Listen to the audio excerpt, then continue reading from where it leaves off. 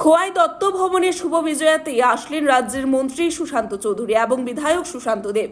সাংবাদিকদের মুখোমুখি হয়ে শুভ বিজয়ার প্রীতি ও শুভেচ্ছা জানায় রাজ্যবাসী এবং খোয়াইবাসীকে। Bureau report, Tripura news 8। 24-এর আমরা প্রায় শেষ লগ্নে আছি। যদিও আজকে নবমী পূজা অনেকেরই ধারণা, কিন্তু তিথি অনুযায়ী অনেক জায়গায় আজকে দশমীরও আয়োজন করা হয়েছে।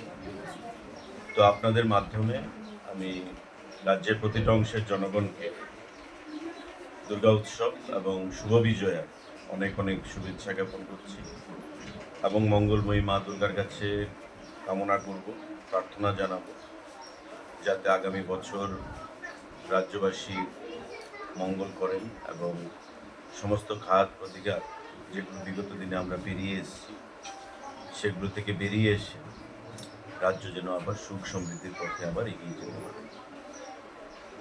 আমরা বর্তমানে খোয়াই জেলায় রয়েছি, খোয়াই শহরে।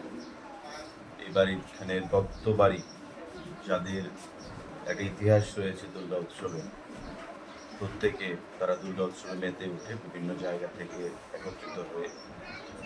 তো আমাকে আমন্ত্রণ জানানো হয়েছে খোয়াই বাসিন্দা এই দত্ত পরিবারে। আমরা সবাই আছেন বিশালগড়ের মাননীয় বিধায়ক স্নেহের সুশান্ত দেব মহোদয় এবং যারা এখানে উপস্থিত আছেন দত্ত পরিবারেরই আত্মীয় পরিজন, প্রত্যেককে আমি শুভ বিজয়ের অনেক অনেক শুভেচ্ছা জ্ঞাপন করছি এবং আগামী দিনে এই পরিবারের আরও শ্রীবৃদ্ধি ঘটুক উত্তরোত্তর, সেটাই কামনা করছি।